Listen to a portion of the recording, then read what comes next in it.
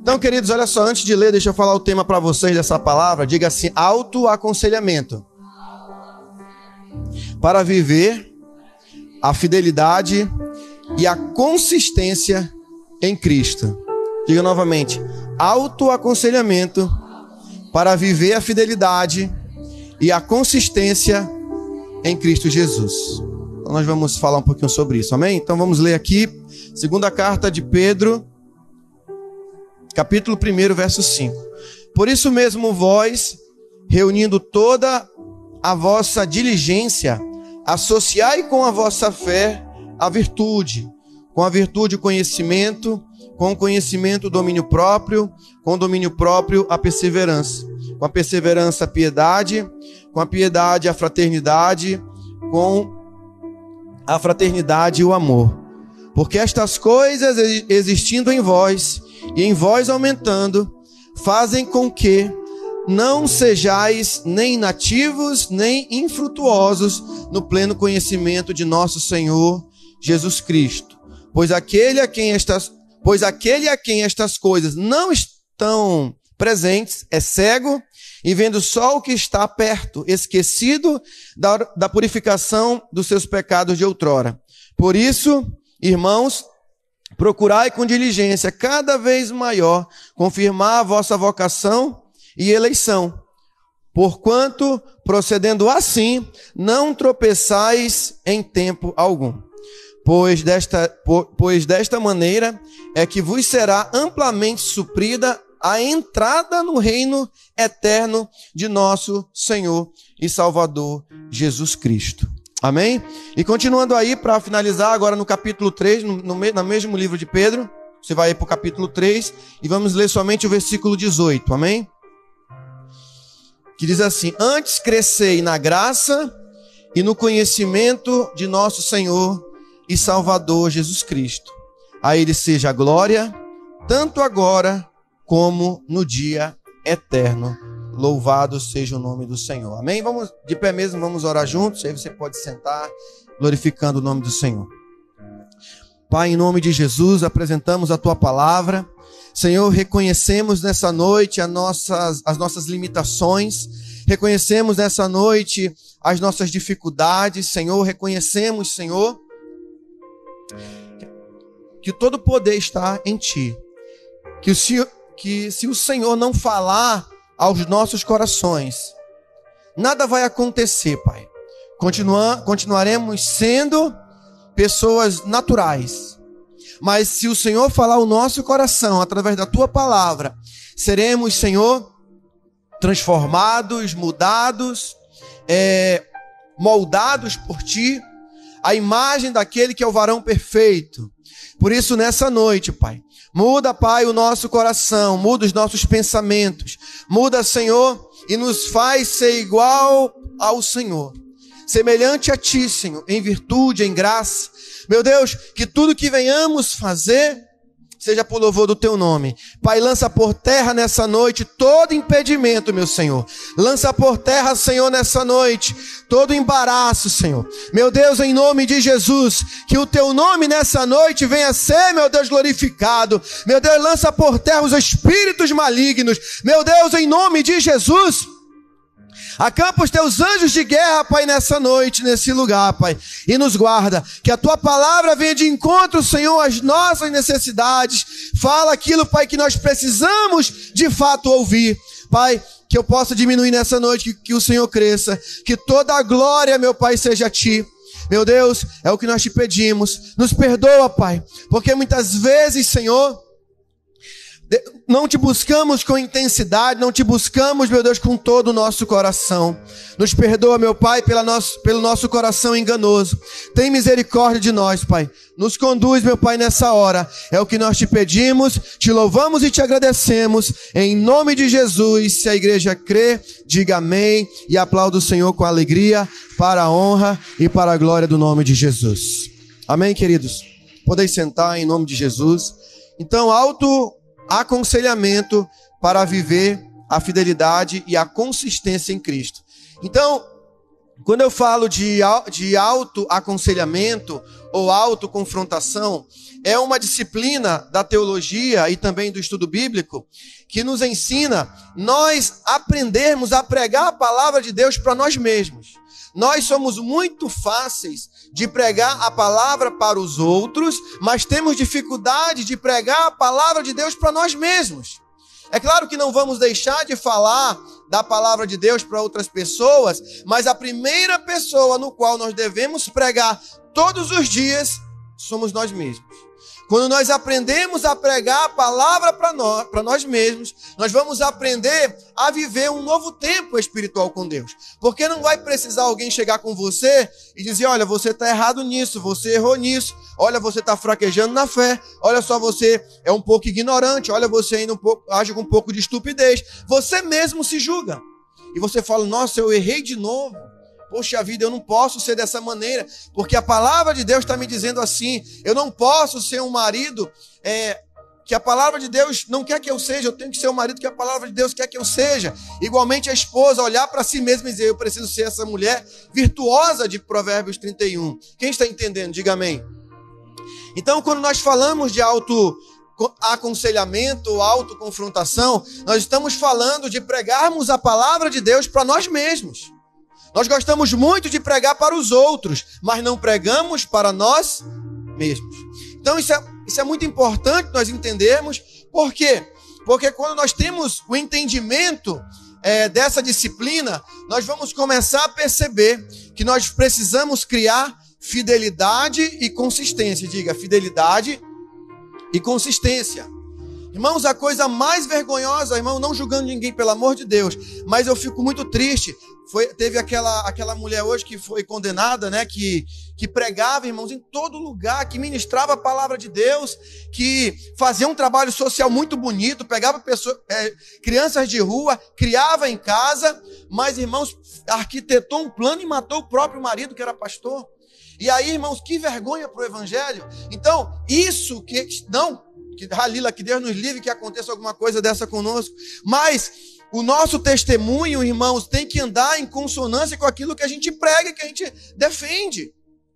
O nosso testemunho tem que ter fidelidade, tem que ser consistente.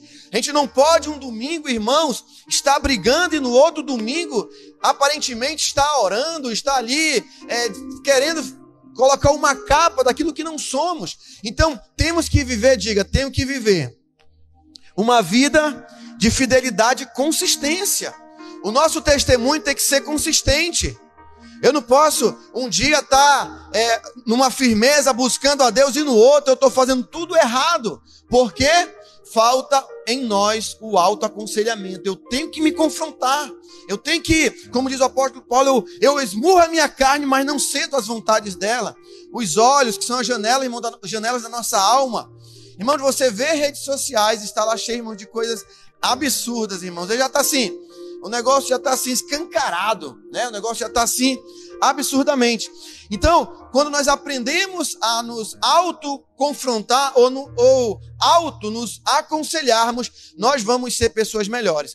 Essa semana teve um seminário lá na Faculdade de Boas Novas, onde eu estou fazendo o meu curso, e lá teve uma palestra muito interessante sobre o pentecostalismo no Amazonas. Aliás, o pentecostalismo de modo geral e também especificamente aqui no Amazonas. E um dos palestrantes falou algo muito interessante, inclusive essa Bíblia que eu tenho aqui, que é a Bíblia de estudo, do pastor e doutor Russell Shedd. O Russell Shedd, ele participou de uma palestra, esse pregador, junto com o Russell Shedd. E o Russell Shedd vendo aquele monte de pastores, vários teólogos ali, ele falou poucas palavras para eles, olhando assim de forma muito sincera para cada um deles, e falou assim: olha, vocês têm uma missão muito importante, mas deixa eu falar algo para vocês. Por favor, prestem. Por favor, não envergonhem o evangelho. Poucas palavras, o pastor Fanuel que falou, que estava nessa palestra, né, com vários pastores, e o Shedd, já muito bem idoso, falou: olha, por favor, prestem. O evangelho está precisando de líderes que prestem, de líderes que deem testemunho do reino. Que de fato sejam aquilo que eles fazem, mas que eles professam, né? E sabe por que muitas vezes nós não somos esse tipo de pessoas que Jesus quer que nós sejamos? Porque nós deixamos de fazer aquilo que é o básico. Para a gente viver às vezes uma vida, irmãos, boa, basta você fazer novamente o que é o básico. Então o que é o básico? Eu tenho uma vida de devoção, eu tenho que ler a palavra de Deus todo dia. Eu falei para vocês numa certa dessa forma, e toda vez que nós estamos lendo, nós estamos aprendendo coisas novas com a palavra de Deus, não é verdade? Então, por exemplo, o básico, ler a palavra, o básico, orar com intensidade, né? Então, eu vou contar um segredo para vocês, como diz o nosso apóstolo aqui, em off, né? Em off, ele fazia assim, né? Eu lembro do jeito dele pregando às vezes, né? Então, vou falar para vocês em off, tá? Vou falar bem baixinho, para ninguém ouvir também, só para que eles estão ligados no mistério. O segredo é você orar mais. É você falar mais com Deus. É você chorar mais aos pés do Senhor. Esse é o segredo. E toda vez que nós vamos ver, irmãos, essa é uma disciplina que é o básico na vida daqueles que são servos de Deus. Se não tem intensidade, não vai ter consistência. Qualquer coisa, irmãos, a nossa carne, irmãos, é algo terrível. A nossa natureza é uma grande inimiga que nós temos. Talvez você aprendeu que é só o diabo. Não é só o diabo, não.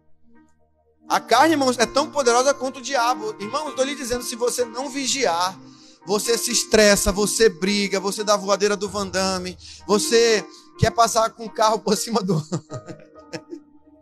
Você quer passar por cima do carro daquele que te deu uma voadeira do Van Damme. Você vai discutir com um vizinho lá na frente. E aí o que está em jogo em tudo isso? O nosso testemunho. É o nosso testemunho que está em jogo. Então nessa palavra de culto da família, Deus bradou no meu coração para falarmos sobre essa fidelidade que eu tenho que ter, sobre um testemunho de consistência. Eu tenho que ser uma pessoa que mantém um testemunho estável. Eu não posso ser aquele tipo de pessoa que fala assim, rapaz, aquele ali é apóstolo. Não é nada, esse apóstolo do cão. Ele estava um dia desse lá batendo boca com a vizinha dele. Aí lá na aula essa semana, no estágio, né? Aí lá a professora falou assim, vou bem aqui dar aula aí. Aí eu falei, meu Deus, a mulher jogou no fogo aqui, tá bom. Corrija a lição com eles aí. Aí eu ensinando eles lá e tal, né?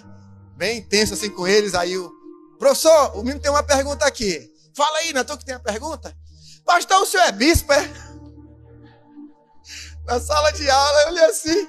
Aí eu falei, bom, depois eu te respondo esse assunto. A aula aqui é outra situação. Não, então o senhor é pastor, né? Aí ficou, irmãos. Aí no final da aula eu tinha que ir lá perguntar se eu era. Mas por que não? Porque o senhor parece pastor. Eu falei, mas aqui eu não. Claro que a gente é, mas eu não estou como pastor aqui, né? Estou como professor, estou fazendo estágio. Ah, tá, legal. O senhor acredita em Deus? Aí eu falei, acredito. O senhor acredita em Jesus Cristo? Eu falei, acredito. O senhor acredita que o mundo foi feito por Deus? Aí eu falei, acredito. Essa aqui não acredita não, professor. Essa aqui não acredita não. Aí ela foi explicar por que ela não acreditava em Deus e tal. Aí lá tem, na escola tem de tudo, irmão. Lá, todas as religiões lá e tal. Mas enfim. Então, queridos, diga assim, o nosso testemunho é muito importante. E essa constância tem que começar dentro de casa. Você não pode estar aqui recebendo uma palavra grandiosa de Deus e chegar em casa você está tocando terror. Uma vez uma criança chegou aqui para mim e falou assim, apóstolo, hoje eu toco terror na igreja.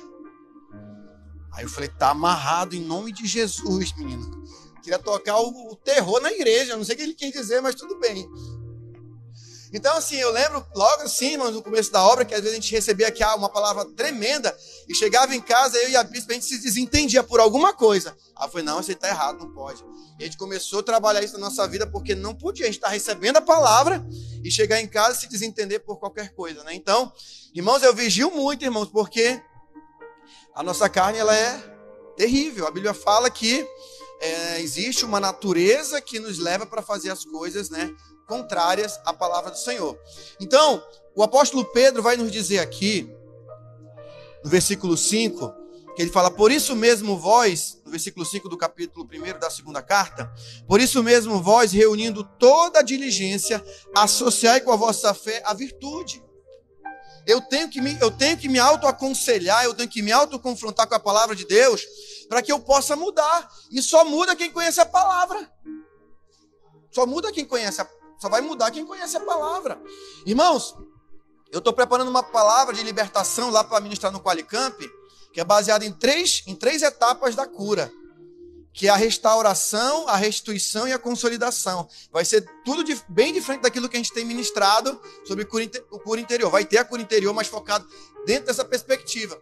E é exatamente isso, irmãos. Eu preciso curar o meu coração. Eu preciso ter uma mente alinhada com a vontade do Senhor. Eu preciso me permitir ser confrontado. E sabe quando eu não quero me confrontar, quem Deus vai usar para me confrontar? Diga assim, seu cônjuge, seus filhos, seu líder. Se você mesmo não se autoconfronta, alguém vai lhe chamar a atenção. E a igreja é um lugar de crescimento. A igreja onde você está aqui, irmãos, não pense que a igreja é os templos suntuosos, né, e tal. Claro que a gente vai crescer, irmão. Não sei o que vai acontecer aqui. Não sei se vai para cá, vai para cima, ou a gente vai para um lugar maior, mas a gente vai para um lugar maior. Porque Deus já falou, já bradou, só falta saber onde é que é, né? Ou como vai ser, mas que vai acontecer, vai. Mas eu quero dizer para você, é que onde Jesus te plantou é onde você vai ser desenvolvido. É na igreja, irmãos, que nós somos aperfeiçoados. É na comunhão. Às vezes a comunhão tem problemas, às vezes a comunhão tem desentendimentos. Irmãos, e nós, mutuamente, nós somos consolidados. Deus vai usar uma pessoa para te confrontar, Deus vai usar uma situação para te se alinhar dentro da obra do Senhor. Eu lembro que muitas vezes, irmãos, quando assim, eu voltei para casa, às vezes chateado com alguma situação, e bastava uma coisa pequena que eu já ficava chateado. Não expressava, mas eu voltava para casa chateado. E uma vez, conversando com a bispa, vindo para casa, eu falei assim, amor, já descobri onde é o problema. Não são as pessoas o problema, somos nós. Sabe por quê? Porque enquanto a gente ficar melindroso, porque isso, porque aquilo, porque eu não gostei, a gente vai viver nisso aí. E a gente vai viver todo tempo naquele milindre, não me toque. Não, irmãos, nós que somos servos de Deus, fomos chamados para morrer por Cristo, com Cristo. Nós todos os dias fomos chamados para morrer com Cristo. Nós somos confrontados, nós passamos lutas, irmãos. Mas tem um detalhe, Jesus está conosco nessas lutas. Amém? Porque a pessoa que está no mundo também vive luta também. Ela pensa que não vive, mas ela vive. Aí tem aquele mito, né? Tem aquela doutrina estranha que diz assim, agora que eu vim para Cristo as coisas pioraram. Não piorou, não. Não piorou, não. Na verdade, as coisas estão melhorando. O que acontece é que provavelmente, quando você estava lá no mundo, você estava fazendo tudo errado. E você está lutando agora para fazer o certo. E para viver de forma correta, não é fácil. Nós temos que mudar hábitos, comportamentos, não é isso? Então, queridos, nós precisamos nos confrontar, nós precisamos nos autoaconselhar, porque nós precisamos viver uma vida de estabilidade. E aí o que acontece aqui no versículo 18 do capítulo 3, o apóstolo Pedro vai dizer, antes crescei na graça e no conhecimento de nosso Senhor e Salvador Jesus Cristo. O apóstolo Pedro diz que nós precisamos crescer na graça. E o mesmo padrão que eu devo, por exemplo, testemunhar diante do mundo, é o mesmo padrão que eu estou recebendo de Deus. Por exemplo, da mesma forma que Cristo me perdoa por tudo aquilo que eu faço, eu tenho que estar disposto a oferecer essa mesma medida de perdão e de graça para os outros. Então, quando nós fazemos isso, queridos, aí diz o que o apóstolo Pedro falou aqui. Aí eu posso crescer na graça e no conhecimento do Senhor Jesus Cristo. Diga para o seu irmão assim, você foi chamado para ser igual a Jesus. Diz assim, você está parecido com Jesus? As pessoas têm visto Jesus na sua vida? Então, nós não podemos deixar que apenas o mundo externo veja Jesus em nós, mas também o nosso mundo interno, o nosso mundo dentro de casa. Dentro de casa, irmãos, é que nós somos de fato trabalhados. É por isso que existe o casamento. O casamento não é só para você namorar. Essa parte é boa também. Mas não é só para isso. E lembrando que só pode, né? namorar no casamento, quando namorar depois de casado lá, né? Vocês estão entendendo o mistério, né? Passou disso é fake. É tudo, mas não é família, entendeu? Então, assim, também tem isso, é a bênção do casamento, mas um dos principais propósitos do casamento é o nosso aperfeiçoamento, porque você vai viver com uma pessoa totalmente diferente de você. E aí, para você se adaptar, não é fácil. Principalmente para aquele que é organizadinho, o negócio das coisas organizadas, é você casa com uma pessoa que é totalmente o contrário. Aí ela chega, já começa com o banheiro todo mijado, a tampa. Ela é acostumada lá a usar a tampa tudo limpinho. Aí chega lá, tá tudo molhado lá, né? Já começa a briga por aí. Aí quando ela vai passar, tá lá a cueca jogada em cima do cesto, lá emborcada ainda. Sem comentários, né? Essa parte aí. E aí ela, tu já deixou sujo. Tu é uma mulher muito chata. Parece... e tal, e deixa quieto. Começa a brigar com a mulher. Então, já começa com isso aí. E aí, queridos, é no casamento que você vai ter que baixar a bola um pouquinho, ser humilde, para que o casamento ande de forma correta, não é isso? Os nossos problemas, irmãos, são problemas de relacionamento. É ou não é? São problemas de relacionamento. É por isso que as grandes orientações das cartas pastorais é pautada em relacionamento, no perdão, na misericórdia, de relevar algumas coisas, de não dar a voadeira do Van Damme quando precisa dar. O que mais? Passar por cima de alguém quando estiver dirigindo. Entendeu? Então, Jesus, nos ajuda, Pai, porque senão... Nos ajuda. Irmão, lá em casa a gente achou um carrapato, irmãos.